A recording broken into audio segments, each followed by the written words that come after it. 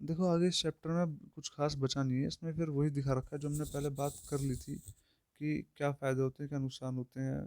फ़ायदे में यही है देखो कि कुछ कंपनियां हैं जो बड़ी बड़ी थी, ठीक है, वो मल्टीनेशनल कंपनी बन जाती हैं। जैसे इधर टाटा मोटर्स हो गया, इन्फोसिस हो गया, Ranbaxy, Asian paints, Sundaram fasteners. ये कंपनी इंडिया की थी। जब ग्लोबलाइजेशन हुआ तो इन कंपनीज को बाहर की मार्केट मिली और ये लोग मतलब बिल्कुल यहाँ से एक तरीके से मान लो ये यहाँ पहुँच गए। ठीक है, ये हुई बड़ी कंपनीज की बात। इनको काफ़ी अच्छी अच्छी चीज़ें जो टेक्नोलॉजी थी वो मिलने लगी, जैसे महिंद्रा वाला एग्जांपल लिया था मैंने। ठीक है, फिर कुछ नई सर्विसेज ऐड हुई कंट्री में हमारे, जैसे आईटी सेक्टर इन्वॉल्वमेंट जो थी उसकी बढ़ी इंडिया में। मेरे ख्याल से जानता नहीं मैं, शायद सही तरीके से फर्स्ट या सेकंड नंबर पे सबसे ज़्यादा इंडिया सॉफ्टवेयर एक्सपोर्ट करता है। ठीक है, वर्ल्ड में सॉफ्टवेयर एक्सपोर्ट करता है, इंपोर्ट नहीं करता, एक्सपोर्ट करता है, बाहर भेजता है। ठीक है, तो ये हो गया। फिर हमारे यहाँ पर नई सर्विसेज आई, जैसे कॉल सेंटर्स। ये मैं तुम्हें बताया था, कहीं भी कॉल करो तो इंडियन बात करता हुआ ही मिलता है आपको। गूगल में कॉल करो प्रॉब्लम के लिए, माइक्रोसॉफ्ट में, किसी में भी तुम फ़ोन करो, कंपनी होगी अमेरिकन, बात कर रहा होगा इंडियन। ठीक है, डेटा एंट्री, अकाउंटिंग, ये सब चीज़ें आने लगी। ये अकाउंटिंग अकाउंटिंग होती है, जैसे बड़े बड़े कंपनी के ऑफिस खुले होते हैं ना, ब्रांचेस खुली होती हैं इंडिया में। वहाँ पर ये सारा डेटा का काम चल रहा होता है, कहाँ का प्रोडक्शन हो रहा है, कितना कितना सामान बिका, किसी क्लाइंट की पेमेंट रुक गई है, क्या है सब। हमें बहुत छोटा लग रहा है ये, लेकिन बहुत बड़े बड़े ऑफिस होते हैं, बड़ी बिल्डिंग होती हैं, उनमें पूरे के पूरे फ्लोर्स घिरे होते हैं।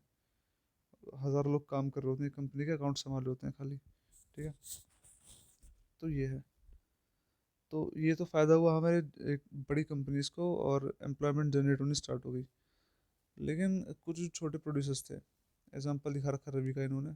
रवि बनाता है क्या, कैपेसिटर्स बनाता है। ठीक है, ये कैपेसिटर्स लगते हैं किसमें, मैं तुम बताया था परसों शायद जब एग्जांपल लिया था। ये इलेक्ट्रॉनिक अप्लायंस में लगते हैं, छोटे छोटे बॉक्सेस होते हैं, कभी देख लेना पता चल जाएगा।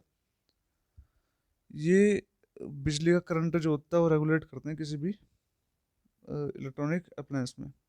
अब क्या है कि यहाँ पर इसकी बनाने की कॉस्ट पड़ रही है इंडिया में 50 रुपये, लेकिन बाहरी कोई कंपनी है वो उसे 20 रुपये में बना के दे रही है।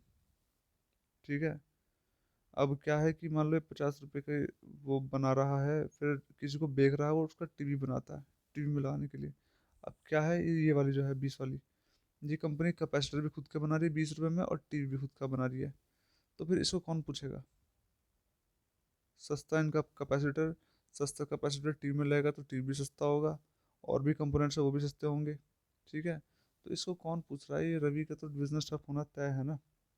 ठीक है, तो इसलिए स्मॉल जो वर्कर्स थे उनके पास काफ़ी ज़्यादा दिक्कत आने लगी, स्मॉल प्रोड्यूसर जो थे। ठीक है, इसमें हमें आगे एक एग्जांपल दिखा रखा है, काफ़ी मतलब सही है।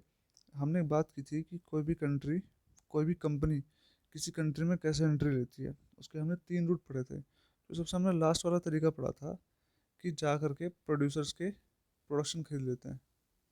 जैसे मैं तुम्हें बताया था कि 10 10 शर्ट हर प्रोड्यूसर से खरीद ली, उसको अपने टैग लगा करके लिवाइस का बेच दी। ठीक है, तो इसमें हमें ये बता रखा है, ये बड़ी बड़ी कंपनीज होती हैं ना गारमेंट की, जो अमेरिका और यूरोप से हैं, बेसिकली ज़्यादातर ब्रांड यहीं के हैं, बड़े बड़े जो हैं।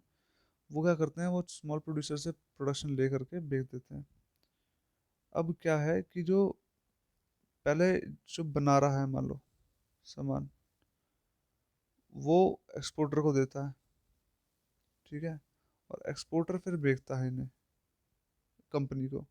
तो होता क्या है, एक्सपोर्टर जब रॉ मटेरियल लेकर के आता है और इसमें कुछ वर्कर्स को एम्प्लॉय करता है, तो वो सोचता है कि कॉस्ट जो है ना, कॉस्ट बिल्कुल कम चली जाए, कॉस्ट ऑफ प्रोडक्शन।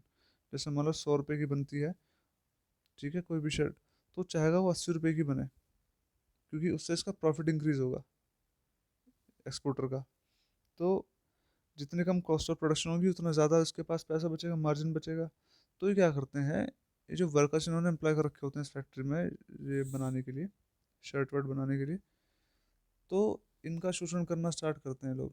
देखो जैसे शर्ट है, ठीक है, शर्ट एक साइज़ की है तो उसमें उतना ही कॉटन लगेगा, चाहे तुम कितना भी कुछ भी कर लो, अगर कम कॉटन लाओगे तो ख़राब हो जाएगी। अगर सेम क्वालिटी की चीज़ बनानी है आपको, सेम साइज़ की, तो आपको सेम ही रॉ मटेरियल चाहिए होता है। तो वहाँ तो आप कॉस्ट घटा नहीं सकते। आप क्या करेंगे, आप जो वर्कर्स हैं उनकी कॉस्ट घटाएंगे। ये क्या करते हैं, वर्कर्स को पहले परमानेंट बेस पे लिया जाता था, अब इन्होंने टेम्परेरी बेस पे लेना स्टार्ट कर दिया। ठीक है। करते क्या है कि आज काम है मान लो, तो वर्कर्स को बुला लेंगे, ये लो 500 रुपये दिन के तुम ले लो, और इतनी शर्टें ये बना लो। ठीक है।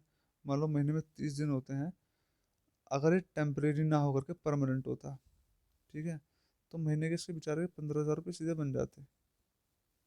ठीक है।